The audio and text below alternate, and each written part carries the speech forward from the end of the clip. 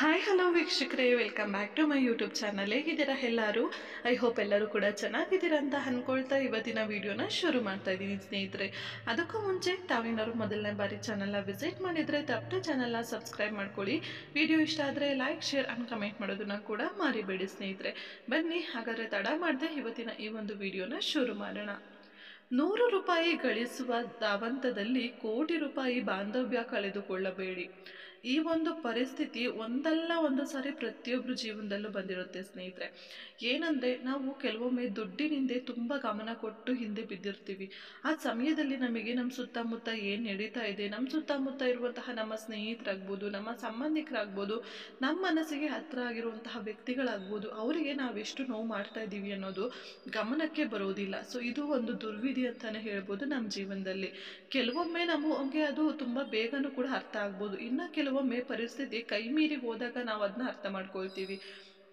ಆವಾಗ ಏನಂದರೆ ನಾವು 100 ರೂಪಾಯಿ 1000 ರೂಪಾಯಿ ಗಳಿಸೋಕೆ ಹೋಗ್ಬಿಟ್ಟು ನಮಗೆ 100 ಕೋಟಿ ಕೊಟ್ಟರು ಕೂಡ ಸಿಗೋದಿಲ್ಲ. ಅಂತಹ ಒಂದು ಸಂಬಂಧಗಳಿರುವಂತಹ ವ್ಯಕ್ತಿಗಳನ್ನು ದೂರ ಮಾಡ್ಕೊಳ್ತೀವಿ. ಅಲ್ಲಿಗೆ ಅರ್ಥ ಏನು ಹೇಳಿ? ನಾವು ದುಡ್ಡಿಗೆ ಕೊಡ್ತಾ ಇರುವಂತಹ ಪ್ರಾಮುಖ್ಯತೆಯನ್ನು ನಮ್ಮ ಸಂಬಂಧಗಳಿಗೆ, ನಮ್ಮ ಪ್ರೀತಿ ವಿಶ್ವಾಸ ಇರುವಂತಹ ವ್ಯಕ್ತಿಗಳಿಗೆ ಕೊಡ್ತಾ ಇಲ್ಲ. ದುಡ್ಡು ಸ್ನೇಹಿತರೆ ಇವತ್ತಿರುತ್ತೆ, ನಾಳೆ ಹೋಗುತ್ತೆ ಅಲ್ವಾ? ಆದರೆ ಸಂಬಂಧಗಳು ಯಾವತ್ತೂ ನಮ್ಮ ಜೊತೆ ಬೇಕಾಗುತ್ತೆ.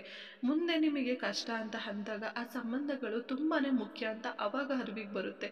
ಆದರೆ ಏನು ಮಾಡೋದು, ಅಷ್ಟರಲ್ಲಿ ಪರಿಸ್ಥಿತಿ ಕೈ ಮೀರಿ ಹೋಗಿರುತ್ತಲ್ವ. ಹಾಗಾಗಿನೇ ಹೇಳ್ತಾ ಇರೋದು, ಸೊ ದುಡ್ಡು ಪ್ರತಿಯೊಬ್ಬರಿಗೂ ಖಂಡಿತವಾಗ್ಲೂ ಮುಖ್ಯ ಆಗುತ್ತೆ. ಸೊ ದುಡ್ಡಿದ್ರೆ ಜನಗಳು ಬೆಲೆನೂ ಕೊಡ್ತಾರೆ, ಕೆಲವೊಮ್ಮೆ ಕೊಡೋದು ಇಲ್ಲ, ಅದು ನಿಜಾನೇ. ಸೊ ನಮ್ಮ ಹತ್ರ ಎಷ್ಟೇ ಶ್ರೀಮಂತಿಕೆ ಇದ್ರೂ ಕೂಡ ನಮ್ಮ ಮನಸ್ಸಿನ ಪರಿಸ್ಥಿತಿ ಹೇಗಿದೆ ಅನ್ನೋದನ್ನು ಕೂಡ ಕೆಲವೊಬ್ರು ಅರ್ಥ ಮಾಡ್ಕೋಬೇಕು ಅಲ್ವಾ?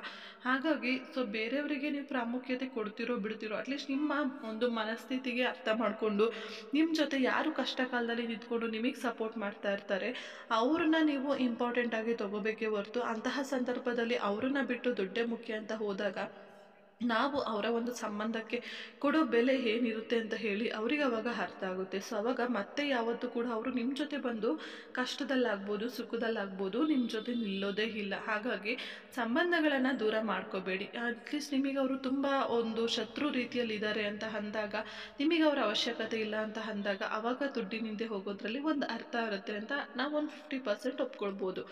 ಆದರೆ ಎಲ್ಲ ಕಷ್ಟದಲ್ಲೂ ಕೂಡ ನಿಮ್ಮ ಜೊತೆ ಇರುವಂತಹ ಸ್ನೇಹಿತರನ್ನ, ಸಂಬಂಧಿಕರನ್ನ ನೀವು ತೊರೆದು ದುಡ್ಡಿನಿಂದ ಹೋದಾಗ ಅದಕ್ಕೆ ಯಾವುದೇ ರೀತಿಯಾದಂತಹ ಬೆಲೆ ಸಿಗಲ್ಲ ಅನ್ನೋದು ನನ್ನ ಒಂದು ಅಭಿಪ್ರಾಯ ಅಷ್ಟೇ. ಸೊ ಇಷ್ಟು ಹೇಳ್ತಾ ಇವತ್ತಿನ ವಿಡಿಯೋನ ಇಲ್ಲಿಗೆ ಎಂಡ್ ಮಾಡ್ತಾ ಇದ್ದೀನಿ ಸ್ನೇಹಿತರೆ.